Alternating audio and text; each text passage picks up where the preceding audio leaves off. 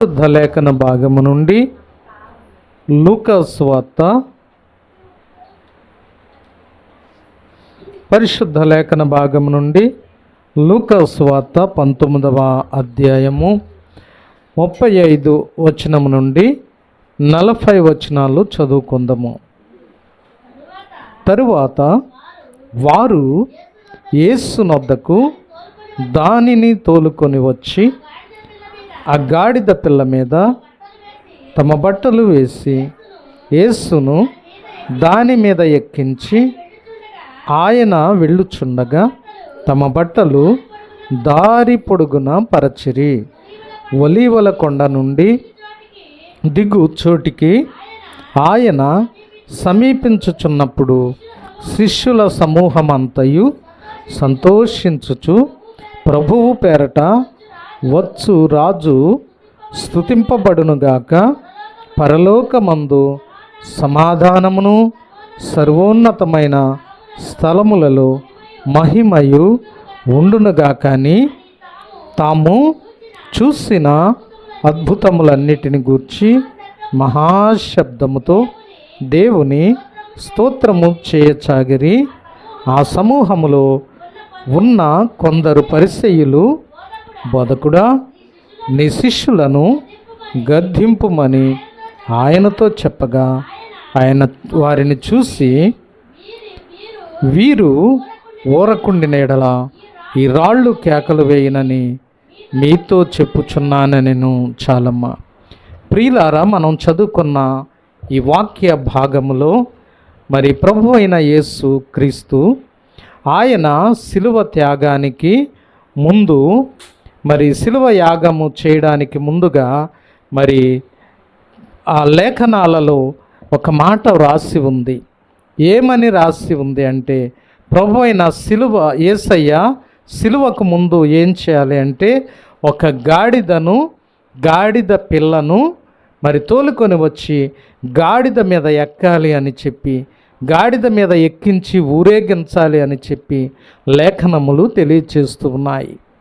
ఎందుకు గాడిద మీద ఎక్కించాలి యేసుక్రీస్తును అని చెప్పి చూసినట్లయితే, అవి మరి ఎప్పుడో యేసు ప్రభు పుట్టకముందే అలా వ్రాసి ఉంచారన్నమాట.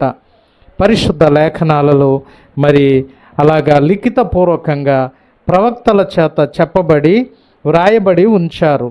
మరి కారణము ఏంటి అనేది చూసినట్లయితే, మరి ఆదికాండము పరిశుద్ధ లేఖన భాగము నుండి ఆదికాండము 49వ అధ్యాయము 11వ వచనమును చదివినట్లయితే ఈ రీతిగా మరి ప్రవక్తలు తెలియచేస్తూ వచ్చారు. ద్రాక్షావల్లికి గాడిదను, ఉత్తమ ద్రాక్షావల్లికి తన గాడిద పిల్లను కట్టి ద్రాక్షారసములో తమ బట్టలను, ద్రాక్షాల రసములో తమ వస్త్రములను ఉదుకును. చాలమ్మ యేసు ప్రభు అండి, ఆయన పుట్టిన తరువాత ఈ లోకానికి రక్షణ తీసుకొని రావాలి అంటే ఏం చేయాలంటే, ప్రభు అయిన యేసయ్య ఆ గాడిదనెక్కి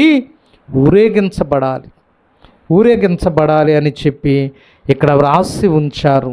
ఈ మాటలు చెబుతున్న వ్యక్తి ఎవరు అంటే యాకోబు. ఎవరు చెప్తున్నారు ఈ మాటలో? యాకోబు. ఈయన దేవునితో పోరాడి గెలిచిన వ్యక్తి. యాకోబు అనేటటువంటి ఈ వ్యక్తి ఇశ్రాయేలుగా మార్చబడిన వ్యక్తి అన్నమాట. అయితే ఆయన కుమారులను పిలిచి 12 గోత్రకర్తలను పిలిచి దేవుడు మరి యోధా గోత్రముతో ఈ మాట చెబుతూ ఉన్నాడు. యాకోబు కుమారుల్లో ఒక కుమారుడైనటువంటి యోధాను పిలిచి యోధాతో మాట్లాడుతూ ఉన్నాడు. ఈ గోత్రముల నుంచి రక్షకుడైన యేసుక్రీస్తు పుడతాడు. ఏ గోత్రంలో పుడతాడు? యోధా గోత్రములో. రానున్న దినాల్లో యోధా గోత్రముల నుంచి యేసుక్రీస్తు అనే రక్షకుడు పుడతాడు. ఆయన ఈ లోకానికి రక్షణ తీసుకొని వస్తాడు. సర్వ పాప మానవాళి పాప విమోచనకై క్రయధనముగా తన రక్తాన్ని చిందించి సిలువలో మరణించి తన ప్రాణాన్ని సిలువలో మరణించిన తరువాత తిరిగి ఆయన పునరుద్ధానుడై లేస్తాడు. కనుక అయితే ఆయన సిలువ త్యాగానికి ముందు ద్రాక్షావల్లికి తన గాడిదను, ఉత్తమ ద్రాక్షావల్లికి తన గాడిద పిల్లను ఏం చేయాలంట? కట్టి ద్రాక్ష రసములో తన బట్టలు ఉదుకును. చూసారా? బట్టలు అంటే వస్త్రము దేనికి చూసానంటే రక్షణకు సూచన. అందుకే ప్రకటన గ్రంథంలో చూసాము, ఎవరు మీ వస్త్రమును అపహరించకుండా చూసుకోండి అని చెప్పాడు యేసయ్య. అయితే మనకు రక్షణ తేవడానికి ఆయన ఎలా ఉతుకుతాడంట? మన బట్టలు రక్షణ ద్రాక్ష రక్తములో ఉతకాలి. మన బట్టలు ఎలా ఉతకాలి? రక్తములో ఉతకాలి. అంటే యేసయ్య గాడిదనెక్కి రావాలి. వచ్చిన తరువాత ఆయన రక్తాన్ని చిందించాలి సిలువలో. ఆ రక్తములో మన పాపాలను ఏం చేస్తాడు? కడుగుతాడన్నమాట. మన వస్త్రాలు ఉతుకుతాడు. ఆయన చిందించిన రక్తము వలననే మనకేమొస్తుంది? రక్షణ అనేటటువంటి వస్త్రము వస్తుంది. మనకు రక్షణ కావాలి అంటే యేసు ప్రభు ఏం చేయాలి? రక్తాన్ని చిందించాలి. ఆ సిలువలో రక్తాన్ని చిందించాలి. ఆ రక్తాన్ని చిందించటానికి ముందు గాడిద పిల్ల మీద యేసయ్య ఎక్కి రావాలి. అలా వచ్చిన తరువాతనే ఆయన సిలువ వేయబడాలి అని చెప్పి ఎప్పుడు రాసి ఉంచారు? సృష్టిలో పూర్వమే రాసి ఉంచారన్నమాట. అప్పటికి యేసయ్య పుట్టలేదు. కొన్ని వేల సంవత్సరాలకు ముందే అది వ్రాసి ఉంచారు. వ్రాసి ఉంచిన రీతిగా యేసు ప్రభు ఈ లోకంలో ఆయన అంతకుముందు వాక్యమై ఉన్న దేవుడు శరీరాన్ని ధరించి కన్యమరియ గర్భములో జన్మించి 33.5 సంవత్సరాలు ఈ లోకములో జీవించి అనేకమైనటువంటి బోధలు ఆయన చేస్తూ వచ్చారు. మరి మనము ఎలా జీవించాలి, మనుష్యుడు ఎలా జీవించాలి అనేది మనకు తెలియచేస్తూ వచ్చాడు. వచ్చిన తరువాత మన పాపాలు కడుగుపడాలి అంటే ఏం కావాలి? ఆయన సిలువలో బలియాగమైపోవాలన్నమాట. సిలువలో రక్తాన్ని చిందించాలి. రక్తాన్ని చిందించడానికి ముందు ఏం చేయాలని రాసిందే? సిలువ వేయబడక ముందు ఆయన గాడిద పిల్లనెక్కి రావాలన్నమాట. ఆ లేఖనాలు నెరవేర్చడానికని ప్రభువైన యేసుక్రీస్తు ఆయన శిష్యులను పిలిచి సమీపంలో ఉన్న గ్రామానికి మీరు వెళ్ళి ఆ గ్రామానికి వెళ్ళండి, బేత్బెగే అనేటటువంటి గ్రామానికి వెళ్ళినట్లయితే అక్కడ కట్టబడిన గాడిద ఒకటి ఉంటుంది, దానికి ఒక పిల్ల ఉంటుంది. మరి ఆ రెండింటిని మీరు ఏం చేయాలంటే తోలుకొని రావాలి. మీరు తోలుకొని రావడానికి వెళ్ళి విప్పుతూ ఉన్నప్పుడు ఆ గాడిద యొక్క యజమాని మిమ్మల్ని అడుగుతాడు, ఎందుకు ఈ గాడిదను మీరు విప్పుతూ ఉన్నారని చెప్పి యజమానుడు అడుగుతాడు. అడిగినప్పుడు మీరేం చెప్పాలో తెలుసా? ఇది ప్రభు అయిన యేసుక్రీస్తుకు కావలసి ఉన్నది అని చెప్పి మీరు చెప్పండి. అంతే, వారు ఇంకేమీ కూడా మీతో మాట్లాడరు. ఇది వద్దు, తోలుకెళ్ళొద్దని కానీ తోలుకెళ్ళండి అని కానీ ఏమీ అనరు. మీరు తోలుకొచ్చేయండి అన్నారు. అన్న ప్రకారం శిష్యులు బెత్బెగే అనే గ్రామానికి వెళ్ళి ఆ కట్టబడిన గాడిద పిల్ల కనపడుతుంది. కనిపించినప్పుడండి వెళ్ళి విప్పుతూ ఉన్నప్పుడు అడిగారు వాళ్ళు, ఇది యేసయ్యకి కావాలి అన్నప్పుడండి మౌనంగా ఉండిపోయారు. యేసయ్య అంటే యేసయ్యకి ఇవ్వడానికి ఎవరైనా వెనుక తీయలేదన్నమాట. ఎందుకనంటే అప్పటికే యేసు ప్రభు అందరికీ తెలుసు, యేసు అంటే ఎవరో తెలుసు. ఆయన ఒక ప్రవక్తని, పరలోకం నుంచి దిగి వచ్చినటువంటి దైవ కుమారుడని చెప్పి అప్పటికే యేసు ప్రభు గురించి తెలుసు. ఆయన చేసిన ఎన్నో అద్భుతాలు మరి అక్కడ ప్రచురం చేసే యేసు ప్రభుని కుంటివారికి కాళ్ళిచ్చాడు, గుడ్డివారికి కళ్ళిచ్చాడు, మోగవారికి మాటనిచ్చాడు, చెవిటివారికి వినికిడినిచ్చాడు, చనిపోయిన లాజరును సహితము సమాధిలో నుంచి లేపాడు. అందువల్ల యేసంటే ఎవరో వాళ్ళకి తెలుసు కాబట్టి ఇది యేసయ్యకు కావాలన్నప్పుడు వారెవరు కూడా మాట్లాడలేదు. దాన్ని తోలుకొని వచ్చారంటండి. తోలుకొని వచ్చిన తర్వాత వాళ్ళంతా కూడా ఎంతో సంతోషిస్తున్నారంట. యేసయ్య దగ్గర ఉన్నటువంటి యేసయ్య శిష్యులే కానీ ఆ ప్రజలే కానీ ఎంతో సంతోషిస్తూ ఉన్నారంట. సంతోషిస్తా ఆ గాడిదని ఏం చేశారంట, గాడిద మీద బట్టలు వేశారంట. చలువ వస్త్రాలు, ఉదికినటువంటి బట్టలు దానిపైన వేశారు. వేసి దారి పొడవున మరి పచ్చని కొమ్మలు నరికి వేశారండి. ఇంకా అక్కడ చూసినట్లయితే మనకు చక్కని మాటలు కనిపిస్తూ ఉంటాయి. అది చూడండి, ఒలీవ కొండ నుండి దిగుచోటికి ఆయన సమీపించుచున్నప్పుడు శిష్యుల సమూహమంతయు సంతోషించుచు. ఒలీవల కొండ నుండి దిగుచోటికి, ఏ కొండ అండి అది? ఒలీవల కొండ. ఒలీవల కొండ అంటే యేసయ్యకి ఎంతో ఇష్టమైన కొండ. ఒలీవల కొండ.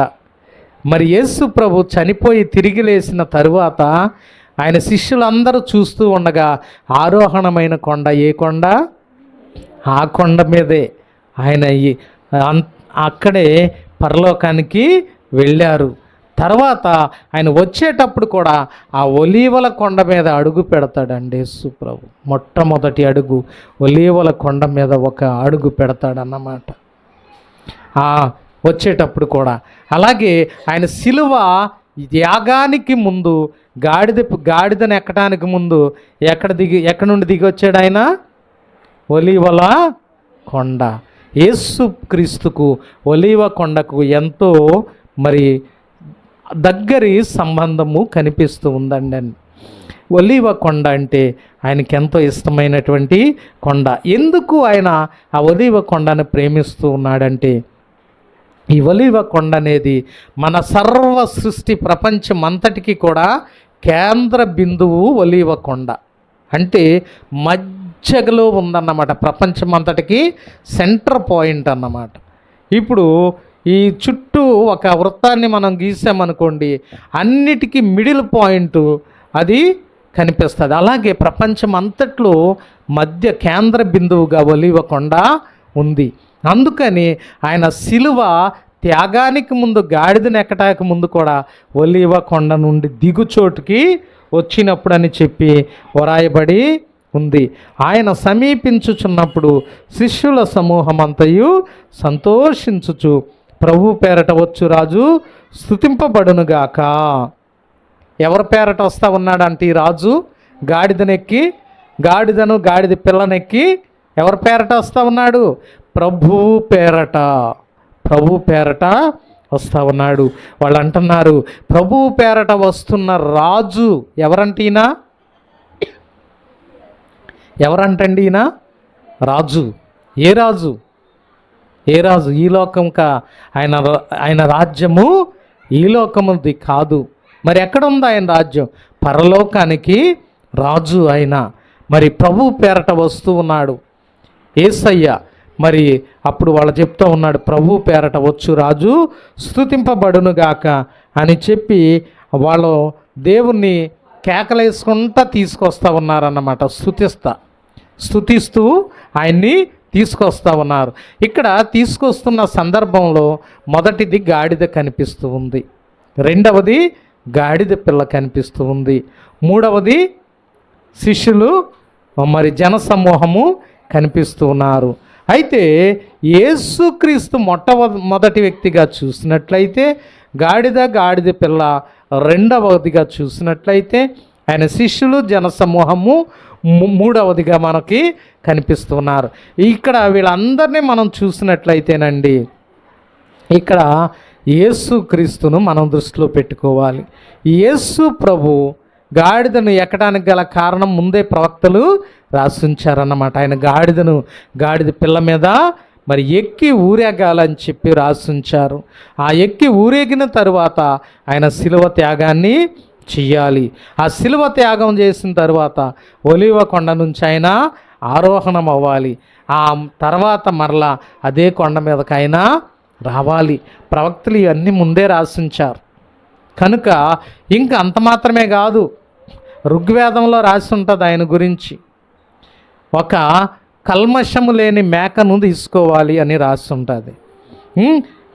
ఆ యొక్క మేకకు, ఆ మేక తలకు ముళ్ళ కిరీటాన్ని పెట్టాలని చెప్పి, ఆ పంచగాయాలు చేయాలని చెప్పి, మరి అలా చేసిన తర్వాత ఆయనను సిలువ వేయాలని చెప్పి ముందే రాసుంచారన్నమాట. ఋగ్వేదంలో రాసుంచారు, యజుర్వేదంలో రాసుంచారు. అలాగే తిరిగి మరి ఇక్కడ ధర్మశాస్త్రంలో కూడా ప్రవక్తలు వ్రాసి ఉంచారు. ఇవన్నీ కూడా యేసు ప్రభువుని తెలియజేస్తూ ఉన్నాయి. కనుక ఆ రాసి ఉంచిన ప్రకారము యేసయ్య గాడిదను ఎక్కాడన్నమాట.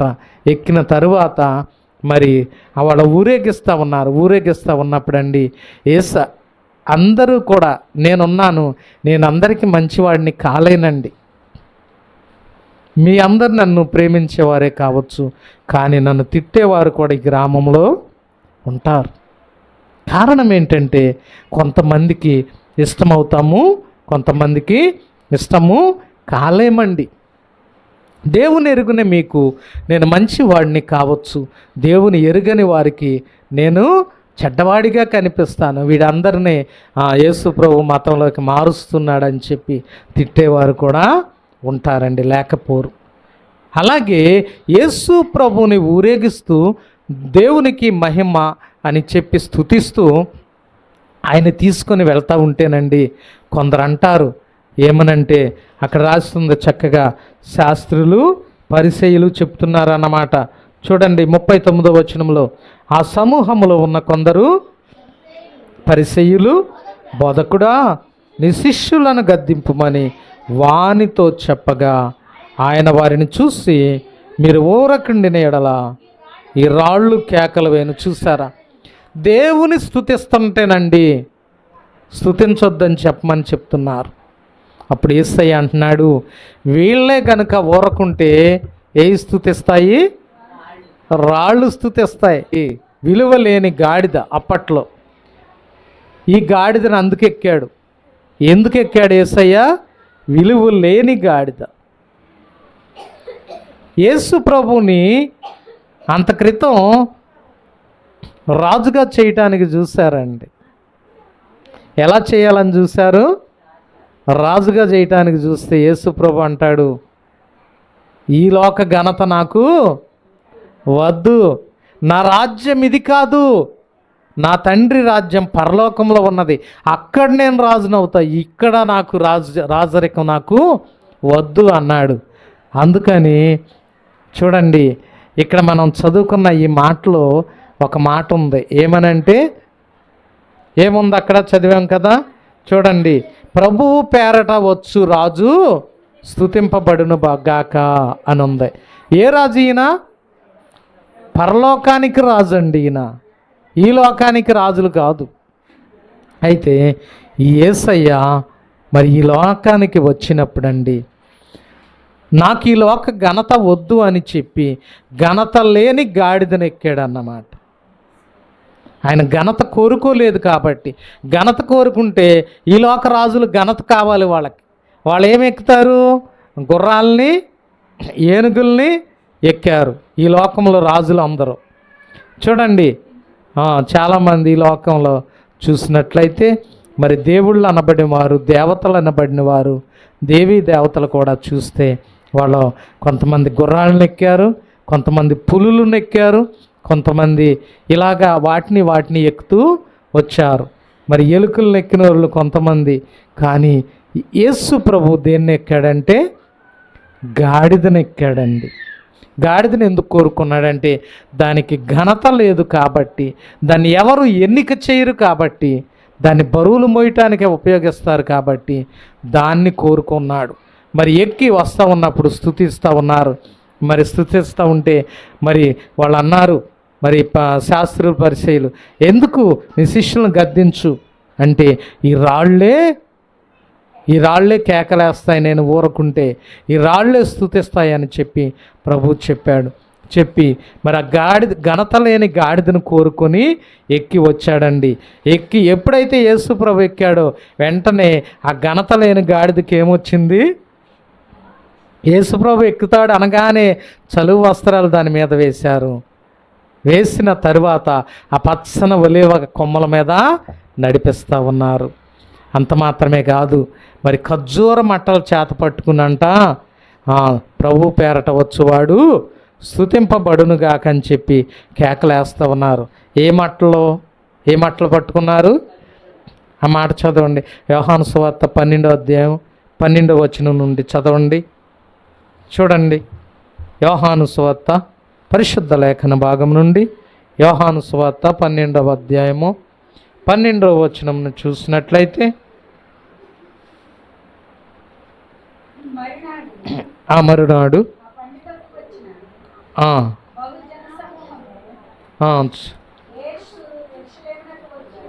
మరునాడు ఆ పండుగకు వచ్చిన బహుజన సమూహములు యేసు యెరూషలేమునకు వచ్చుచున్నాడని విని ఖర్జూరపు మట్టలు పట్టుకొని ఆయనను ఎదుర్కొనబోయి, జయము ప్రభు పేరట వచ్చుచున్న ఇశ్రాయేలు రాజు స్తుతింపబడునుగాకని కేకలు వేసిరి.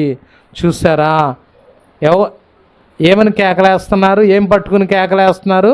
ఖర్జూర మట్టలు. ఏ మట్టలు పట్టుకున్నారంటండి? మరి మనం ఏం కట్టాము ఇక్కడ?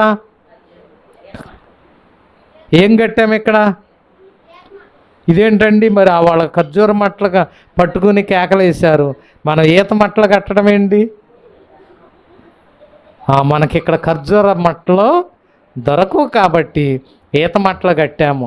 అంటే ఈత మట్టలు ఎందుకు కట్టామంటే, ఈత మట్టలు కూడా ఖర్జూర మట్టలాగానే ఉంటాయి చూడటానికి, కానీ ఇది ఈత మట్ట, అది ఖర్జూర మట్ట. మరి ఖర్జూర మట్టలు ఎందుకు చేత్తో పట్టుకోవాలి?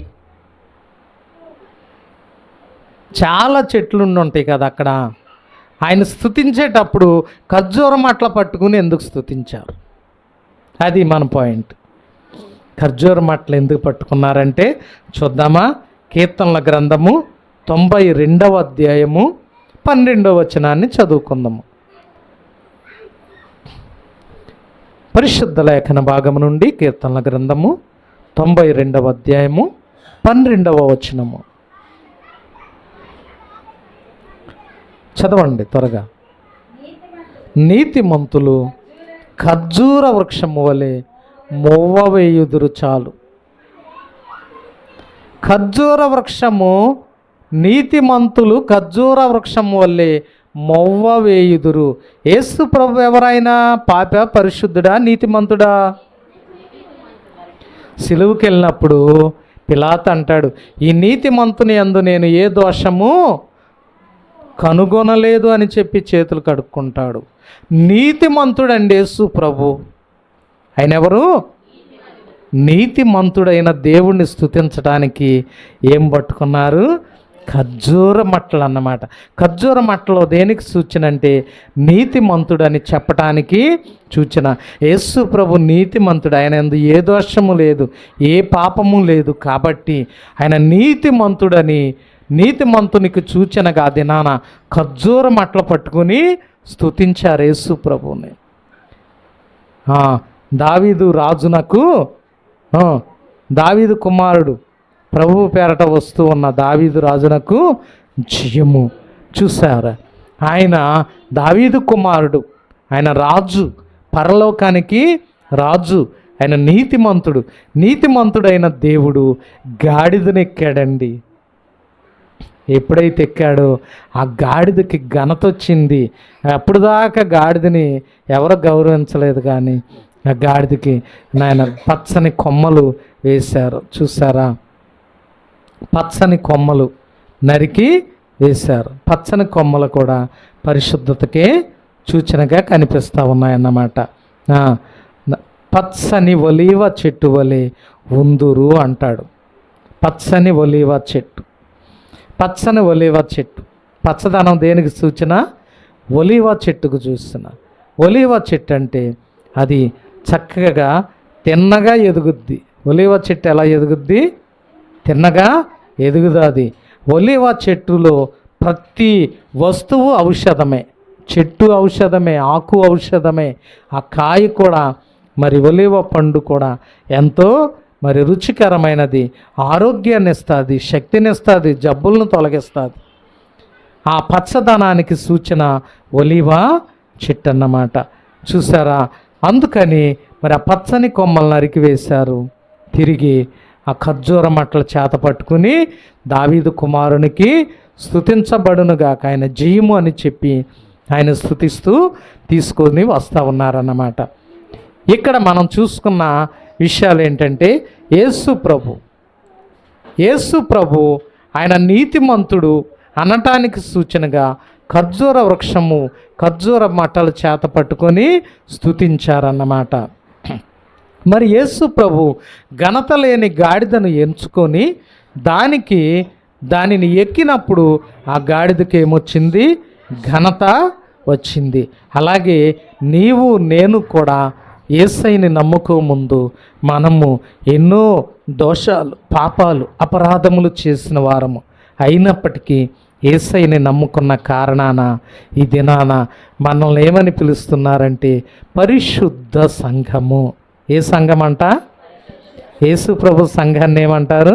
పరిశుద్ధ సంఘము. అదే ఇంకా అంటారు పరిశుద్ధ జనముగా, సొత్తైన ప్రజలుగా, యాజక సమూహంగా. చూసారా? యేసయ్య రక్తంలో కడుగుబడేసరికి మన పాపపు జీవితం పోయి ఏ జీవితం వచ్చింది? మనకి పరిశుద్ధ జీవితం వచ్చింది. ఆ దినాన యేసు ప్రభువుని ఎక్కించుకున్నప్పుడు గాడిదకి ఘనత వచ్చింది. కానీ ఈ దినాన మనము, నీవు నేను, మనమంతా కూడా ఆయన రక్తంలో కడుగబడిన తరువాత మనం ఎలా మారాము?